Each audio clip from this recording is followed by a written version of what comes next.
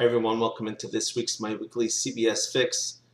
In this week's Parshas Lech Licha, the Torah tells us that Avram Avinu, as he traveled a lot, and the Torah tells us he actually went back to the places that he had stayed, the same hotels, the same inns that he had stayed in. So on his way back from Egypt, he went back to those same inns. And Rashi shares with us that the reason he went back to those same inns is because he had to pay them.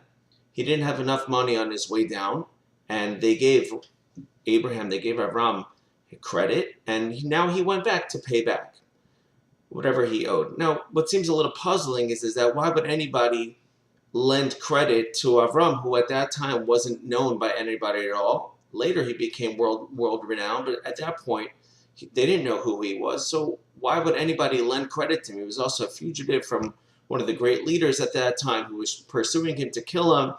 He was a nomad. He was not necessarily anybody. So why would anybody extend credit to Avram?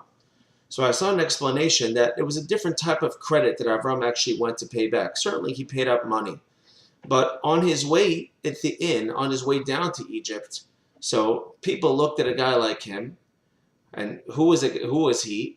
Avram always had Hashem's name on his lips. Wherever he went, he was always talking about Hashem and Hashem's wonders and the amazing things that Hashem does in this world. And it's obvious how this world has a creator. And people took a look at a person like Avram and said, well, but look at you. You claim to be this very righteous person, and you're poor, and you don't have children, and you're a nomad. You're running around. Doesn't seem you have. And Avram didn't really have how to answer them at the time. Eventually, what happened was that he went down to Egypt, and his wife was kidnapped over there, and Hashem punished the king of Egypt for kidnapping his wife. And to repay Avram for everything, he left Egypt an incredibly famous, with fabulous wealth. And on his way back, he now went to pay back his debts. What does that mean? Went to pay back his debts? He owed the innkeeper an answer. And he said to him, you see, you thought Hashem wanted to take care of me, but ultimately Hashem is what takes care of me. Now, Avram's test was, Lech Licha, go, and go to a land that I will show you. And he got up and he went to a land that Hashem showed him, and then he had to leave because there was a famine there, was a hunger there, and he had to leave. And so therefore, this is something that we should go, what kind of test is this? And we are similarly tested with similar tests. And our tests are not necessarily that we have to pick up and go, but the tests are Hashem tells us to pray, and we do pray, and Hashem doesn't seem to answer us.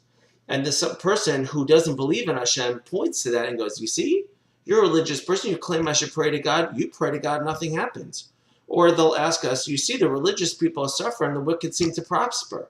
Or there are scientific proofs which clearly proves that Judaism is inaccurate or that there is no God, and so on and so forth. And we have to eventually try to give them an answer, and sometimes we have no answers. And so one day when Mashiach comes, one day that'll be the big answer. And we look forward to that day. But the truth is that we can get busy right now also trying to prove everything. But it's difficult.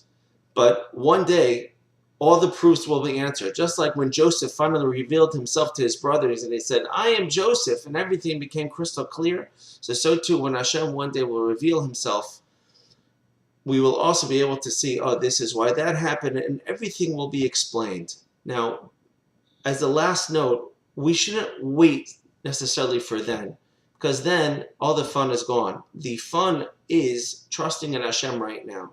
The trial is not will we listen, should we not listen. Of course we'll listen, because we're Jewish people, we trust Hashem.